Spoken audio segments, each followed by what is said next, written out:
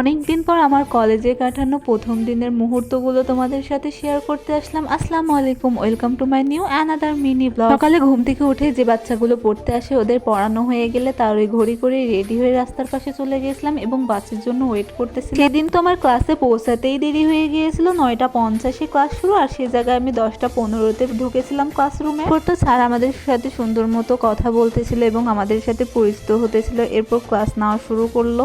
তো তারপর আমার কোনো ভিডিও ক্লিপ নেওয়ার হয় না। এদিনকে তো আমি প্রত্যেকটা ক্লাসই করেছিলাম। ক্লাস করা হয়ে গেলে এই যে চলে আসতেছিলাম, যেহেতু আমাদের ছুটি হয়ে গিয়েছিল তখন 12:10 বাজতেছিল। আর এখান থেকে আমার ক্যাম্পাসটা কত সুন্দর লাগছে দেখতে পাচ্ছ, সবাই কিন্তু মাশাআল্লাহ বলিও। এখানে কিছুক্ষণ থাকার পর আমার ডিপার্টমেন্ট থেকে আমি নিচে নামতেছিলাম, আর এই সিঁড়ি দিয়ে নামার সময় তো আমার অনেকটা ভয় লাগে, মনে হয় এই না বুঝি পড়ে গেলাম। তো বলাই হয়নি, এই যে আমার সামনে এই মেয়েটা যাচ্ছে না, এটা আমার নতুন ফ্রেন্ড। আমার সেই দিনই প্রথম পরিচয় হয়েছিল। তো মেয়েটা অনেকটা ভালো, ওর সাথে আড্ডা দিতে দিতে গেটের বাহিরে চলে আসলাম। আর এই ক্যাপচারটা আমার অনেক সুন্দর লাগছে। এরপরে আমরা এক বাটি করে চটপটি নিয়েছিলাম, সাথে ওর ফ্রেন্ড। পরে ওর বাসায় চলে গিয়েছিল আর আমার আম্মুর জন্য কিছু মেডিসিন কেনার ছিল, তাই আমি মেডিসিন শপে চলে গিয়েছিলাম। ওই মেডিসিন গুলো না পাওয়ার কারণে আবার কলেজ মোড় থেকে অটোতে উঠে কুমকুম ফার্মেসির উদ্দেশ্যে রওনা দিয়েছিলাম। কিন্তু এই কলেজ মোড়ের এখানে এত পরিমাণ জ্যাম ভাই। শেষে কুমকুম ফার্মেসিতে আসার পর মেডিসিনটা পাইলাম। তো আমার নেওয়ার পর হাঁটতে হাঁটতে চলে আসতেছিলাম, হঠাৎ করে আমার ঘড়িটার কথা মনে হলো। আমার হাতে হয় না, ধুলে ঢুলে পড়ে যায়, তাই এবার ঘড়িটা ঠিক করে নিলাম। হয়ে গেলে বাস স্ট্যান্ডের উদ্দেশ্যে রওনা দিয়েছিলাম। আসার সাথে সাথে টিকিট কেটে নিয়েছিলাম। নামার পরে দেখলাম বাসও তাড়াতাড়ি চলে এসেছিলো।